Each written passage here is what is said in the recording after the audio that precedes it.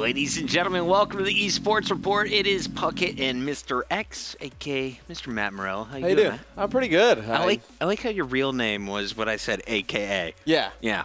Mr. X, formerly known as Matt. More Matt Morello recently. Yeah. What do you prefer right now? I don't know. I kind of go back and forth in the daily. If we went to a party, I'd be like, yeah, this is Mr. X. I would be like, I don't know. I don't know how you would I don't know that guy. Yeah. That's what I would do to you, though. Who is that man?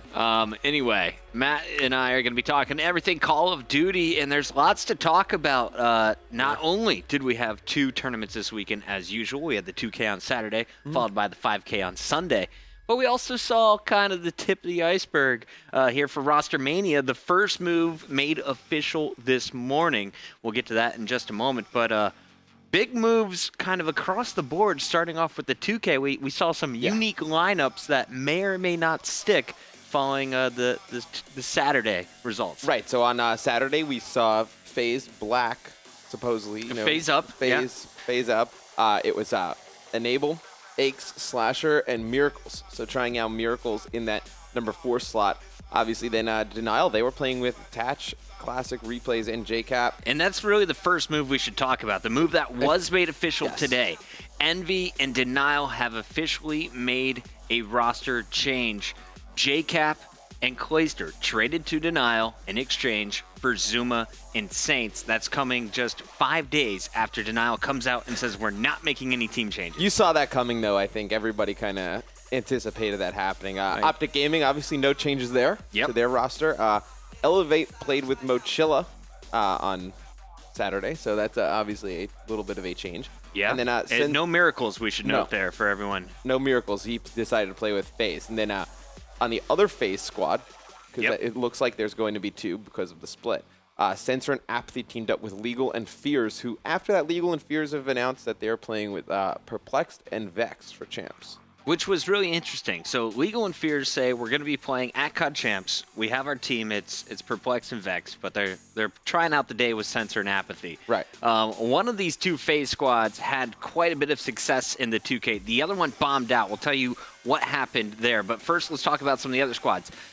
Stunner Gaming, TJ Halley, Huke playing with Perplexed, and Slacked was in here instead of Vexed on the lineup for the weekend.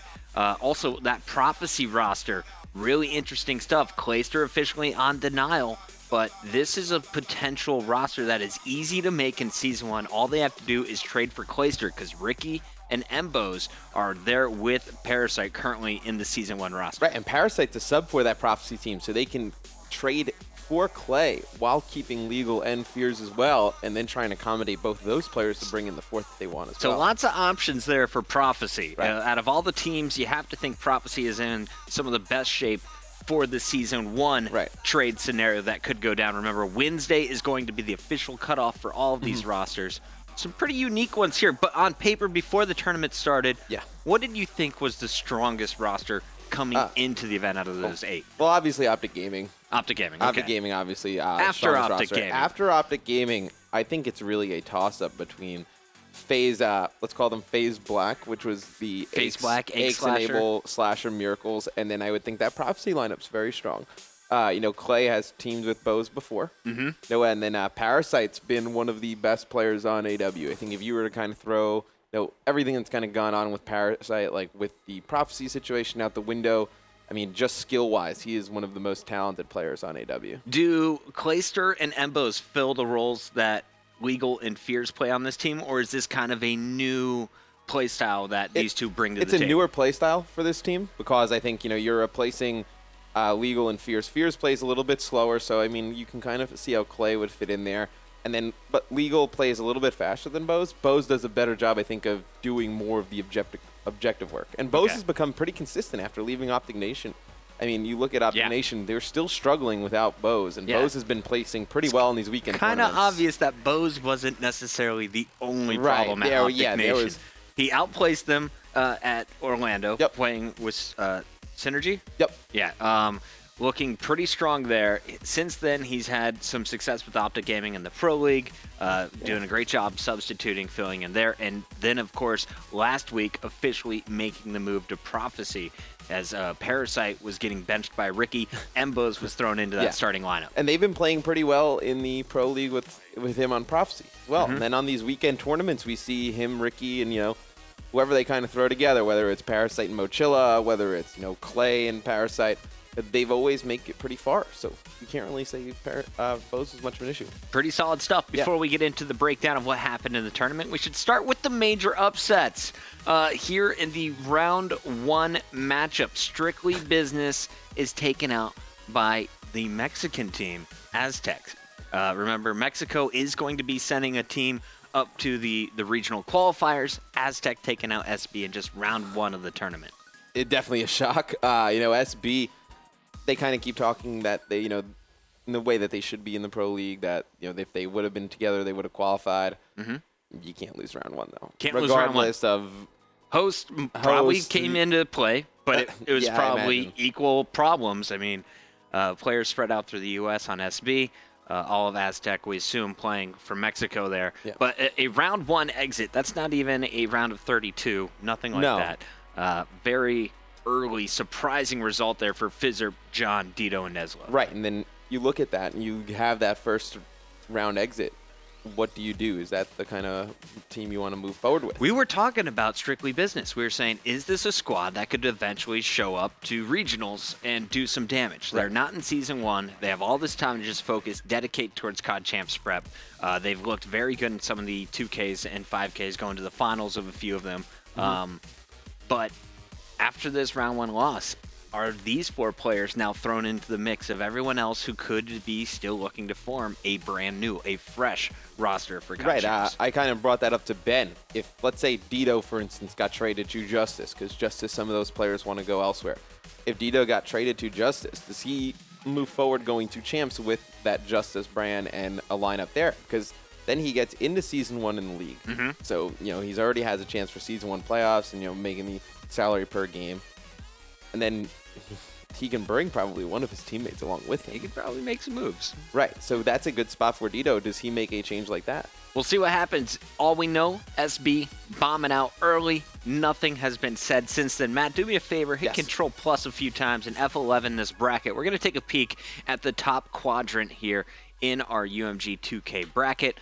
One of the big matches that we didn't want to show the results for yet is this matchup in the quarterfinals. Optic Gaming playing against We're Only 11th. That's TK. Yes. Now, we should note TK with a big win over Elevate in the round of 16. So that helps them get into the top 8. Optic, really, they plan on maybe playing Orbit here. Instead, it is not Dream Team who wins in round number 2. So Optic, pretty easy road to the quarterfinals. TK, not the easiest, but they are able to get past Killa, Study, Spacely, and Moch, which... I don't know. Do you consider that an upset, or is TK expected to win there in your eyes? With the way Elevate does have the higher seed, I should mention. With the way TK has been playing, I would almost say that it's an upset. Since moving into the team house, we haven't seen them have better success, right? All we've talked about for TK, I feel like, since Black Ops 2 is their struggles online, was that internet problems. Now the internet is no longer a problem. That's not an issue, but you're still not getting the results. So you kind of thought that was going to be in favor of Elevate, but TK able to pull that one out. I do have to say, internet has made TK a new force to be reckoned with. Some games. Yes. One of them was Game 1 against Optic Gaming. If you missed it here, here's the hard point. TK with the host. Today's 2K coverage, Chris Puckett here in the New York City studio. Benson will be joining me again shortly. Right now, though, we are in game number 1 of our quarterfinal match. This is going to be Optic Gaming taking on Team Kaliber. Both teams not affected by the roster mania quite yet. They're with both of their starting lineups from Season 1. And so far, it's Optic Gaming with control on board with formal 62-37 as they are now in the 3rd hardpoint. Looking through, you can see on the mini-map pressure all coming from poolside. 3 members from TK all trying to push it. Goonjar now in the mix, jumping in, not going to be able to get much done. Sharp still contesting, and Optic players continue to flood in from the back, but it looks like TK may have won it for the moment. They're going to clean up the last 5 seconds, but now the pressure is on this bottom hill. You see that kill feed all red. It's nothing but Team Kaliber getting these pickups down low. Optic Gaming trying to battle back behind. It looks like nade shot, but Gunjar down low. Causing some problems here with the ASM-1, Ben. Yeah, I'm impressed. June, locking that hill down. Slow start for him as well, though. 7 and 14, double negative. And he's kind of struggled today. Yeah, he hasn't had the best of starts. When you look at his end-of-game stats, they're not awful. Right. But he's definitely not the guy who's got the hot hand in the first 2 minutes. Which is weird, because normally he can be one of the more consistent kind of players, just because he's kind of more passive, plays a little slower, so to see him struggle off the break is unusual. But Team Kaliber coming back into this game here of hardpoint retreat. This is Optic Gaming's best hardpoint, too. We have seen them obliterate teams in this. So the fact that TK are hanging on, I'm impressed. This is a good 30-point comeback from that third hill now to the fourth, which they've almost controlled 50 of the 60 seconds. Look at that setup as well. TK brings it within 4 as we're reaching about the halfway point. Still a minute to go as we go to hill number 5. Sharp needs to pick up these kills. He's, wow, firing marshmallows essentially. Gunjar coming up, he falls as well. It's going to be Nade and Scump inside the hill. Scumpy still there, he falls. So back and forth action so far on this last hill here on retreat. Krim jumps up top, he falls. Just killed every single member of Optic Gaming. Nade shot, Scump, Formal, then Krim 6 to win this hard point. A huge individual play. And he did that whilst on the hill as well. That's the important thing to note. He was keeping that hill controlled. His teammates had all fallen. It was basically all down to him. And he is locking this down. He really needs a teammate to win a gunfight over towards that turtle side, and that's exactly what has just happened. It's actually Gunjar will play, so that just relieves a little bit of pressure there from Theory. He no longer needs to worry about behind him, and that staircase can really just focus his gunfire towards the front 2 doors. And Optic Gaming struggling a little bit after that first set of rotations. Look at Team Kaliber right now. You got Theory again having a fantastic game, 21 and 16. He's +5, leading the team with captures. You got TK's Looney right behind him, 22 and 18. And then you got the Optic boys. Very slow start for Krim 6 and Nade shot. Nade shot -9, Krim -6 after the halfway point has passed. Again, calling out Gunjar for slow starts, but heating himself back up. That was a 6th streak for him. 17 and 19. All right, Matt, so just checking in on this game. This is game 1, of course, the quarterfinals, round of 8, Optic Gaming TK. TK up by 40 points here on retreat. What were they doing right here in the first half? This is one of the first times I've seen a team just kind of take the slaying to OG. They're really, forcing the issue, and I think that's where a lot of teams, they get, I wouldn't say nervous, but you look at the players on the other team, and you kind of get in a little bit, nervous, I would say. Yeah. Teams play a lot slower than usual against OG, and that plays right into their play style because they'll keep forcing the issue, and then you end up playing so defensive that you don't challenge anything, you don't push anything out. You see the players from TK are all moving extremely fast. They're just taking the speed of the game to Optic Gaming and just trying to outgun them. And this game, it's definitely working. Now this is a big hill. Every time on retreat, the statue hardpoint. Optic did a pretty solid job of locking it down, but I do want to point out Sharp stats at this point in the game. +10. Theory, +6. And, of course, Looney and Goon right around positive. If you add them up together, the whole team definitely outslaying Optic at this point in the game. Absolutely. I mean, if you can hold Krim to an 18-27 game, pretty much through the first rotation of hills, you're looking pretty good. I think Sharp, though, on this game, Puckett, he's really... not really shocked me because we always knew Sharp was a very good player, but I think this is the best that we've seen Sharp since Black Ops 2. I think he had a little bit of a rough ghost. Obviously, Champs is a rough event for TK. On Advanced Warfare, though, I think he's one of the more talented players on that team. I think he's really just shown that he's very talented at this game. Optic Gaming doing damage on the statue hardpoint, but here's where TK pulls away. We're going to just sit back, listen into the commentary for the final 2 minutes and 40 seconds. But TK looking solid here on retreat. Looking a better side early on here in the series. Formal on your screen has been leading the team in kills this entire time, but he's barely positive, just +1. Scrumpy even at 29-29. They're coming down to the last 2 minutes and 20 seconds. Optic needs to turn it around on this hard point. Just 130 seconds left in the game, and really, they're down by 50. And then not controlling that back cave spawn either, and TK just going to continuously challenge McCrim with a big two-piece. Now needs to have a big individual play, not going to find the third, and that's going to be Sharp who cleans him up as he also gets a second kill there on Formal. And with just 2 hills left in the rotation before the end of the game, 196 to 138 in favor of TK. It's going to be very, very hard for Optic to come back into this game. Since that statue hardpoint, Sharp's, he's just been going off. Look at that kill difference. Now 35, looking for his 40 bomb. Definitely going to get it here. He's setting up very well with the ballot, and we've seen Sharp kind of mix it up his options between the ballot and the ASM1. Yep. Pretty interesting to see him kind of in a different role. I expect Goonjar to be back bowing. Instead, it's Sharp hanging back, and Goon has been taking the ASM1 to work all game long. Hey, as long as it's working as a team, that's all that matters ultimately, but weird contrast of players using different weapons. We have seen Sharp use both. We've seen Goon use both as well, so right. Probably just a map preference thing. It's still mathematically possible for a comeback, but it's going to be tough. It basically means you can't have any contests come in, and Optic Gaming need to pick up every single point in this game. This last hard point, always the most important. You can lock it down for a full 60 if playing properly. And here you see, with 50 seconds left on the clock, Optic Gaming not out of it yet. Formal picks up a big 2. It's going to be up to Scump and Krim. Scump coming up the backstairs has to break it immediately. They need the hill time there. That's the key, and I actually don't think that's. I think one contest, and it's over. Oh, it's over. Done. Wow. Look at Theory. 39 and 32 again. Up there. He drops 40 for the second time today that we've actually seen on stream. Looney, 38-35. Sharp, 36-24. Really weird seeing Goonjar on the bottom of the scoreboard. I'm okay with it. Yeah, exactly. You're fine with that. When your teammates are dropping, 3 of them almost dropping 40 kills, that's good. Don't even worry about it. Maybe it's just something we have to kind of get used to a little bit. Goonjar changing his role in this game, more so than we've seen in the past.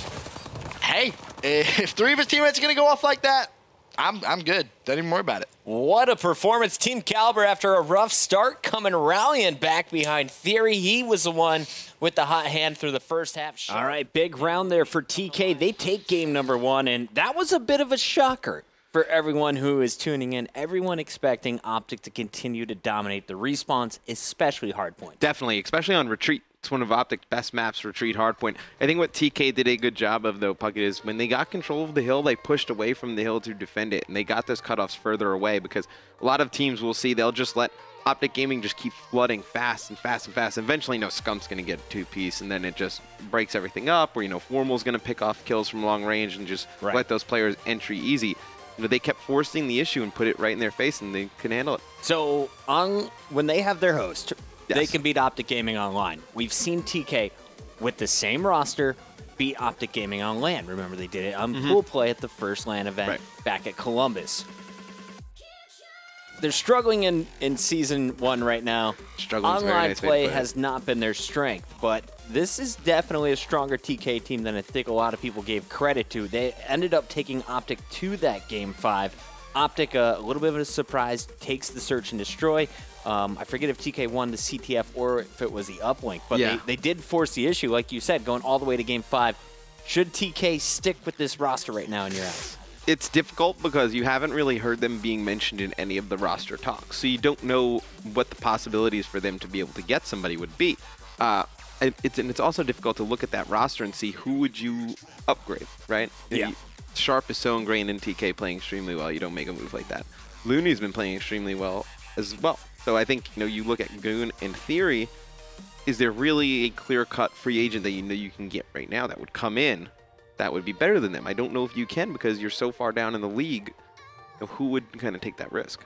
Well, we're going to show you guys Game 5 after the commercial break. Just be thinking about it. How good is TK right now? If you ignore their online results in the Season 1 Pro League, are they a top 8 team? Are they a top 4 team like they hope to put together for COD Champs? We'll be back Game 5 to determine who moves on to the semifinals.